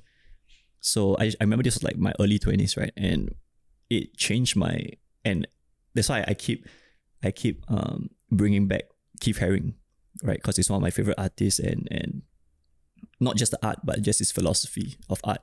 So I remember I was reading his journals at during this time, and there was a paragraph where he writes about an artist's life, right? So he said that your life is your artwork, right? Like everything that you do or anything that you associate with your friends, your just how you live your life is basically you're crafting your own artwork at the end, and that kind of like really, I think that really shaped my perspective. And this was like almost 10 years ago, right? And it's still so fresh in my mind because I was like, oh shit, that's true. Like I don't have to view drawing what defines me as a creative or as an artist. So I think I took that notion and really tried to apply it to everything that I do, which I feel it could be why perhaps I'm so open to taking on new things, right? Because I just feel like everything that I do and everything that I want to do and everything that I feel worth doing it's just me on my journey and in my life as the artwork. So I think definitely like there were a lot of moments where I felt that, creativity is literally, it's limitless. It's whatever you want to do. It's whatever, like, I mean, the idea of creativity is just to create, right? So you could be a creative writer. You could be like anything. What's to say that I can't be a writer or like a rapper? But freestyle now. No. Go. no, we had that. It was horrible. But yeah, I mean, just like, yeah, I think maybe if there's one takeaway from this, it's really just like, yeah, like in this day and age, like, fuck the labels, like that's why I feel like I don't really want to call myself a creative, because I feel there's so much more to it. Sure. Or just an artist or something, I think there's so much more. Like you're just a creative person, and I wish there was a term that was invented to properly encompass like just creativity as a way of life. But I think that's right now how I view it. Yeah. Interesting segue, because I think a while ago we had this conversation about whether or not I would label myself as a creative, and I was like, I don't know, because I mean, professionally I'm a suit background, right?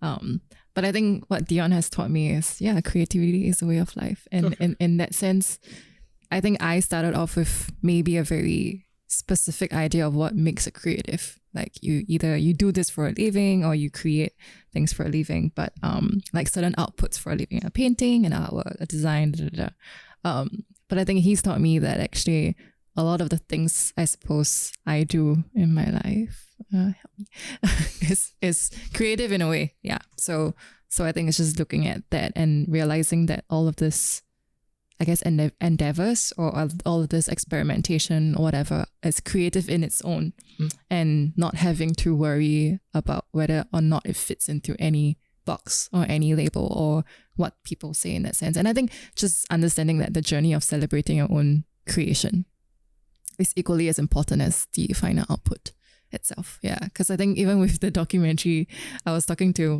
one of our animators, John, about, because he was like, oh, now you're a filmmaker, and I was saying like, oh, the word filmmaker has a lot of weight to it. You feel like you have to go to film school, you have to do all these things to call yourself a filmmaker. And I was jokingly telling him like, nah, just tell people that I'm making a thing. A thing, right? It just happens to be a documentary film. And he was like, no, you should just celebrate the fact that you actually even started doing it. And it's not about the end output. It's not about whether it's a feature length or a series or whatever, but the fact that you're actually doing something. You made something. Yeah, it makes you a creative person, and it makes that worth celebrating in that sense. So I think along the way, that's how my mantra, I guess, with that has evolved. It's not about what you make. It's about why you make something and what you learn out of it, in a sense. Yeah, and I think like just to cap that off, I think like that train of thought really helped me deal with imposter syndrome. What is your history of it? Because I mean, like, he doesn't have any. No. I mean, like, I do so many things, and sometimes, like, I do catch myself thinking, like, oh shit, I shouldn't be claiming this title, because there are people who've dedicated years of their life studying this and really making this their one thing, right? But so, for example, like, I spin vinyl hip hop records, right? But I would never label myself as a DJ, because I think that's where that self-awareness comes in. Like, I catch myself, I'm like, I'm not a DJ, I'm just doing this for fun. Like, this is a hobby. Like I DJ for fun, but I'm not a DJ. Yep. You know, I think that's why I was quite amused by, like, how rappers, or like how there's this, like, ongoing phrase where they say, I'm not a rapper. Is it? I think it's just this term that people say, oh, I'm not a rapper. Like, I rap, but I'm not a rapper. Or like, and I think that kind of like, I think that goes back to, like, labels these days. Like, it's cool. You can make a film but not be a film director. Yep. Right? Like, I could just say, yeah, I directed this film. Like, but I would never lay claim that I'm a film director, because, like what we said, that comes with so much weight. That's why I said, like, I wish there was a term that properly encompasses creativity as a way of life, because I feel like that's me. Like, I'm just a creative. I think when anyone asks me what do I do these days, I just say I'm just a creative, because I'm not an artist only. I'm not a retail shop owner. Yep. I'm not. Sambal seller. I'm not a condiment seller. I'm not a person that sells. Okay, I am a person that sells sambal, but I'm not a F&B guy. Yep. So, you know, I think it's just the best way to describe it as of now is just I'm just a creative, and I think that really helps with, especially if anyone out there is like dealing with imposter syndrome. Like, oh, am I a designer, or, you know, am I claiming something that I don't deserve? Like, fuck that, you know, you're a creative. That's it. And I think that should that gives me at least enough space to create what I want without feeling guilty about what I'm doing. Yeah. I'm curious to know, because the documentary delves and talks a lot about the history of Singapore's creative scene, how do you feel it's important to know about these people who have done so much? Because it feels as though we are standing on the shoulders of these giants, but we have no idea who they are. We don't even know their name. We don't even know what they've done. We only know maybe what is important to us through social media on the West and what we want to do. But we have no idea what has done before. Do you think it's important? Yes. I think it's important because it's important to know what they've done and why they did it. Because I think you can continue living your life not knowing these things and it wouldn't hurt you for sure. But I think there is so much context and lessons you can learn knowing the people that came before us and what they had to do with whatever situation they had in the same country that you're living. And realizing that, oh, actually the situation isn't that different from what we have right now. In fact, we have it a lot easier. But yet they continue, you know, building what they did because of, at the end of the day, when you realize the commonality around all of them is the spirit of self-expression and the want to just create. And I think then that at least for me personally made me reflect a lot about what creativity is and what creating actually means, and creating in a context of Singapore means, and what that means as our own identity being a creative in Singapore, as a designer in Singapore, what designing in Singapore means, what like the Singapore identity means in that sense. So I think in a way it might not change anything for you, but I think it's always important to know like what has been done before, just to see if there are things you can learn in a sense. Yeah, I think for me it is really crucial because like, yeah, I think it's the term identity is really the core, right, of this documentary. Because I wouldn't be able to do what I'm doing today if it wasn't for the efforts of the people in the past. Yeah. Right? Like the fact that TYC can be 8 years and having like commercial projects like now, like there has to be people that, or not that has to, but there were people that put into place like certain systems or certain things that made the arts more widely acceptable, right, to the public. So I think, yeah, you might not think about it on a day-to-day, but I think it's really important to have these resources available for when you want to find out. Because let's say, for example, if you never thought about it and then one day you're like, actually Singapore got any creative people back then or not? Then you're like, let's go and Google search. Google or YouTube. Yeah, but nothing comes up. Then you're like, oh shit. Which is how we felt, right? Because there wasn't any documentation. So I think all this definitely plays a really, really important part in Singapore's creative identity, right? Just knowing that, like what was Singapore's graphic, like even design identity back then. So in the documentary, we talk about how the substation, right, a place that was founded for the arts, like the home of the arts, where any band can perform there, no matter how noisy they are or how loud they are. Like Koh Pao Kun gave them a space to perform, and you think that's it, but the substation as a liberal arts organization also gave designers back then to create their own, or to be a lot more free with their designs. So which was really, really interesting to learn, because when we're talking to Chris from Asylum, and they're like, oh yeah, clients like the substation give us freedom to design however we want. Back then, what Chris would do is that he would tell substation, whatever small money you have, you don't pay me, I'll do it for free. You take that money and put it into production, and like to come up with some really avant-garde or far out printing, and all this over time like help shape Singapore's perception of the arts. So like why there isn't really like a live music scene in Singapore, and you realize, oh, back then there was the moshing band because someone took a photo of someone stage diving, and moshing literally became banned like overnight. So gigs were like banned.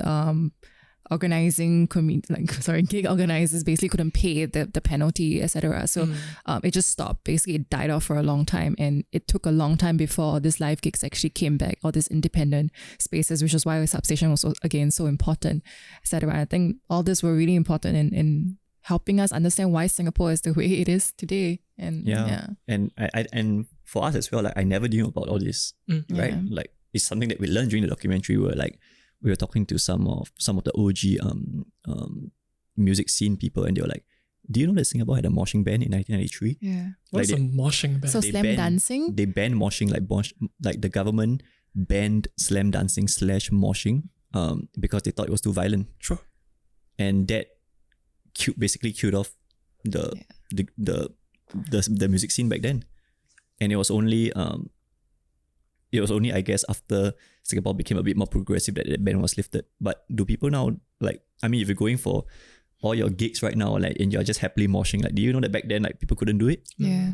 Right? And like I said, it may not affect you on a day-to-day now, but I think it's good to have these resources available when people want to find out, and to actually learn from all this. And like, yeah, like back then when we had a moshing ban, and then Suhaimi was like, we went even deeper underground, right? Because they wanted to create. So that's why they started to have gigs at studios, at like jamming studios. So TNT studios, they started to jam, and they started to invite people into the studio to watch them perform. They basically just lined up bands like one after another to play. People were just like crowding around the studio. Yeah. And it's so much culture, right? There's so much things that is a response to whatever they didn't like or didn't want to agree with. Yeah. So it's not important, but I'm sure that watching this documentary, there's definitely a takeaway for you as a creative, if you are of the same, I would say, creative DNA as people who came before us. Yeah. Even just understanding why Singapore doesn't really have graffiti. Like, why is it all on murals? Why is it just on HDB blocks, but you don't see actually like street tags or canals, whatever? And I think that boils down to like, and I guess with this whole research and this documentary filming, it gave me a new understanding of what street artists in Singapore is doing now and what they actually have to work around, the whole legality of laws and everything. And I think it gives you a new appreciation basically of what we have to work with at this point and what they had to work with. So yeah. Yeah, super important. Yeah, very important. Good to know your history, kids. It's interesting when you guys were talking about, you guys talk about places like Far East and Substation, and some of them might not be around anymore. Yeah. So the question is, what does it look like moving forward then? Because if these places hold quite a bit of cultural heritage, when people watch the film and everything, or people go to there, people can mix and talk. if you guys were to hypothesize what it would look like for Singapore, maybe 2 to 3 years, what does it look like? Yeah. Because the energy of people maybe still wanting to collaborate and work together, I imagine it still remains. Yeah. But if there is no like place for people to meet, then what happens? What do you think happens? as much as I'm a bit conflicted because I do wish to see more places like the substation and just community spaces like Haji Lane, like bringing people together. But I'm conflicted because I wish to have that community spirit, the physical community spirit still present. But if I were to say like how I imagined it 2-3 years on the road, I feel like it's just all online, right? Like things are moving online. Like I must say one of the best inventions is Discord, right? Like you have so many channels, you can meet people online, you can those can translate to real life relationships. And yeah, I mean, everyone's just going to be, it's a lot easier to connect, right? Because it's so easy to just jump into a Discord channel and look under a plants and pets channel. Yep. And be like, hey, I really like your Anthurium, or I really like your Monstera. Like, let's go plant shopping today. Yep. You know? So I think the community has moved away from physical, and it's definitely accelerated with COVID, right? With the pandemic and making everyone like a lot more comfortable with staying from home and not going out. Mm. So, I mean, if I were to hypothesize, I think 2 to 3 years, it's just going to be Discord and online. And I just wish that it doesn't stop there, but it actually translates to actual meetups and, you know, actual collaboration, and not just talking or trolling and then like, and then it just ends there. Mm. Yeah. I mean, I definitely agree, but I also think with Singapore, it will be very collective driven. Like you have collectives like Pure Ever or Northeast Social Club that will organize all of these events that brings people together. But I don't think in the next 2 or 3 years we'll have a space per se where people can just constantly go to. I think it will always be a roving thing for a while to go, because I don't think, because with space in Singapore, it's always tricky, right? And I don't think anyone has the capacity to do that at this point. But I think with the collectives, it's quite interesting just to see people bringing in different like music acts or design acts or whatever together. So it's quite promising. It's just I don't think it will be in the same format anytime soon. Promising is a good word, I suppose. Yeah, it is. Yeah. It is. It's different format, different time, different format. Different, I guess. different time, different format. That's right. To kind of cap off this podcast session, I'm curious to know, is there a common saying that y'all would disagree with? A common saying you would disagree What? with? Is there a common saying? Is there a common saying? Yeah, that you guys disagree with? Wow, very broad. Yes. Common saying.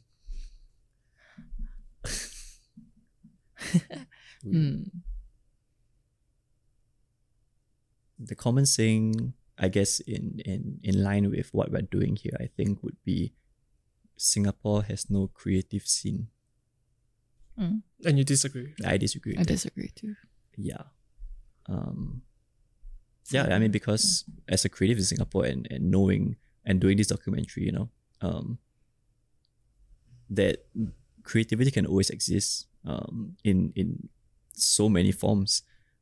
And I think it's just not right to I mean, and of course it's not the public's fault or like the mass fault for saying that, because obviously, you know, with that news article that said artists are the least essential. Oh. Right? Like, I mean, all this just propels the stereotype that Singapore doesn't value the arts, and which would very logically lead to the sentiment that Singapore has no creative scene. But I think it's not right to just stop there, right? But really dig deeper and find out, you know, like what is happening, and as a creative, like instead of just leaving the country and trying to make it big elsewhere, like how could you stay and improve what is currently existing. Yeah. And I think one thing, I just thought of this, but one thing that a lot of the interviewees also said was that back in the days, even though they may not like what someone else is doing, they still respected them for why they were doing it. And so it's Interesting like, word. Yeah, respect. So it's like, I may not like the genre of music you're playing, but I respect you as a creative. I respect you for wanting to create. And I think that's actually a thing that I try to remember a lot these days, because I think with so much work out there in the world right now, we might not like what is in front of us. We might not like what the person beside us is doing, but I think there's so much of the person that we can remember, or as a fellow creative that you can respect and remember, that I think is something that I would say is a good reminder. Yeah. Yeah. Before we end, is there anything else you guys would like to talk about? So much. Not web series. No. Like, I mean, I could talk about the documentary for way longer, but I know. I think something that I also wanted to put out was this quote, not quote, but like this idea that really I think was one of my main takeaways during this documentary. Was by Chris Ho. Rest in peace. But he said that just because you are an alternative doesn't make you cooler, right? Like, he said that the mistake that most Singaporean creatives have is that we try to be alternative and shun the mainstream. But he said that it's just as important for the mainstream to survive so that you can have an alternative, because alternative is always something that goes against whatever is mainstream, which that really like shocked me, because I think a big part of how I consume things is always like, when something is too corporate or too like quote unquote mainstream, I just like, nah, I'm just gonna skip that. But what he said really made me question, like, you know what, like, just because they're mainstream doesn't make them any less important to this ecosystem that we have, right? So I think that made me a lot more open to consuming more quote unquote mainstream content and being less judgy. I think I used to be a lot more judgy, but now I'm like, yeah, it's important for these guys to survive. Like, it's important for the Sam Willows to thrive, right? And it's important that all these acts help slowly push the public's perception of the arts to something a bit more viable, because at the end of the day, like, Singaporean parents, for example, are so pragmatic, right? Like, they only want you to pursue a career worth pursuing if it brings you financial gains. And without the mainstream, you would never have that slow shift in perception. If everyone's going to think like everyone's starving artists underground, like, why would a parent be supportive of that? But if a parent sees like a good local act, that even if it's mainstream, but they're like, oh, like, yeah, it is possible to pursue a career. I mean, that's a win for the creative culture in general. So I think that's something that that was quite humbling, and it changed my perspective a bit. And I think, I mean, there are a lot of moments that throughout doing this documentary that made me have a new perspective on things, but I think that was something that really, really like stuck with me. I agree. Yeah. I think when he said that, we were like, whoa, because he said it in the context of that time, like, about how Singapore was obsessed with having an alternative where we didn't even have a mainstream. So it was in context to why everyone was shitting on Dick Lee and everyone was just trying to be an alternative punk or whatever. And I think that, that really changed my perspective too, because I think when we think Singapore creative culture, we always think, you shit on the people that like the Jack Neos or the whatever, but yeah, they're necessary. We need them before you can push back on anything. And I think the whole definition of being an alternative was quite sobering, I suppose. Yeah.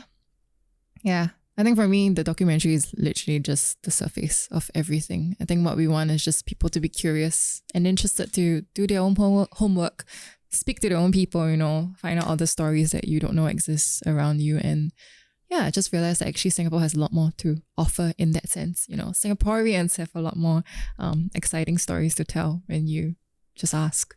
So, and also, I guess we should promo like the upcoming. Yes. So what can we expect?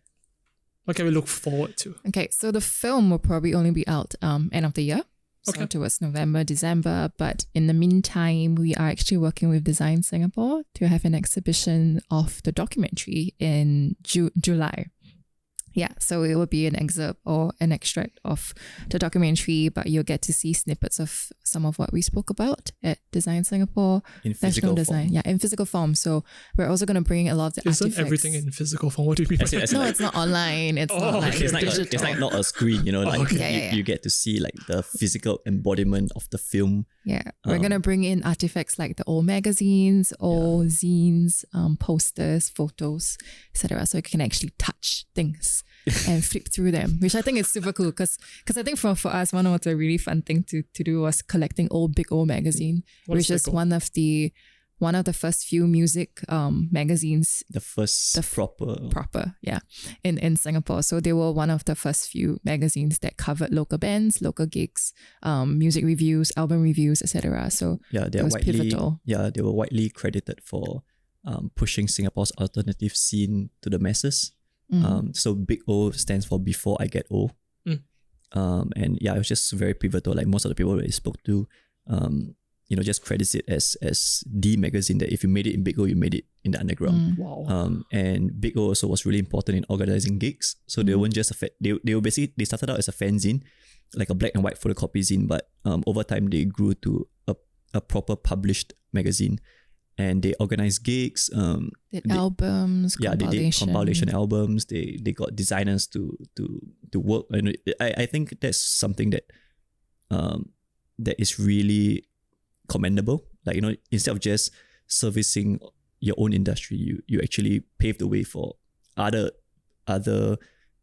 creative cultures to you give them a platform to showcase their stuff. So I mean, like. And that's why I have a ton of respect for, let's say, Big O for doing that, not just for music, but for design and for the substation as well. Not just giving bands to perform, but giving designers an outlet to experiment and to be a bit more far out with their design. So I think it's just that whole idea of cross-pollination that we felt was really important, and all those will be showcased. I mean, at the exhibition, so you get to see like the physical embodiment of the exhibition. Yeah, you can flip through them and read articles. Would it be safe to assume that the curation and the design of the exhibition is a different challenge than the film? 100%. Yeah, 100%. Yeah. But I think we were really lucky to get the support of National Design Centre. So they were really, really kind in sponsoring part of the film, the exhibition. They are our partner in this because they believe in the project quite strongly, right? So I think that's something also like that we have to be very thankful for, because we reached out to Design Singapore just to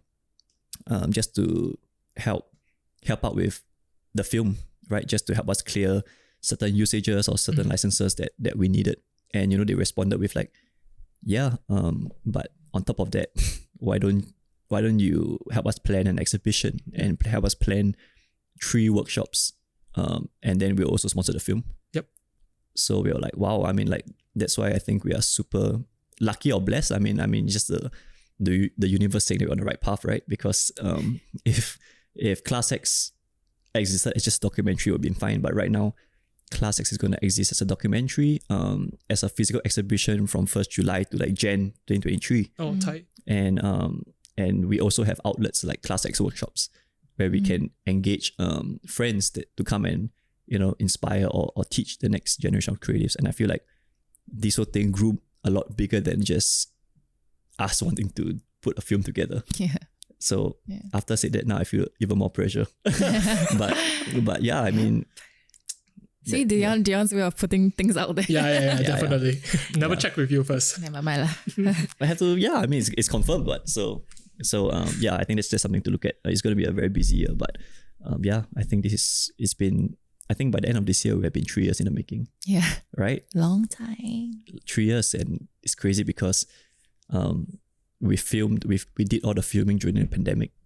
So, which was, I mean, the pandemic could have been a blessing to help us because, right, like Slow things down. Like the production houses could actually like had time to help us on this. And because once things started to open up, they were like busy, super busy. Yeah. So I think everything just in its own time. Yeah. Thank you, COVID. Haha. Kidding. I'm sorry. Okay, I take let's it back. end the conversation. I take it back. Thank you, universe. Okay, are there any more shout outs that you guys would like to give before we end the episode?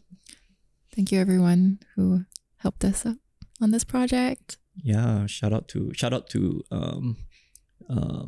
the guys that came on voluntarily to help. So I mean, it was really sweet and touching, right? Like when we were filming, we had guys coming in, not from Amok, but like friends of Amok coming in to help out with the sound. And I was like, wait, and these guys are like busy, right? Like they're doing like projects at like during the same period. And they're like, no, we just want to help. Like they're not getting paid. It's like weekends. Yeah, like weekends coming down to help us like handle the sound. And I'm like, wow, it's really just a spirit of like wanting to help, and it's so generous. Yeah. So just really want to shout out Everybody. yeah, Amok, No Average Joe.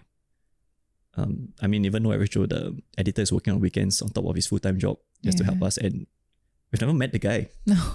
I mean, only on the call, but yeah, basically it's all over email. But he's just putting in the effort and putting in the work, which I really, I mean, yeah, we could have done it without all this. Any one of them.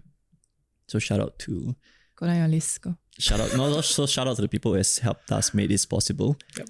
And of course, shout out to every creative like trying to figure out their way in their life, right? Because I mean, that's what we're all doing. Yep.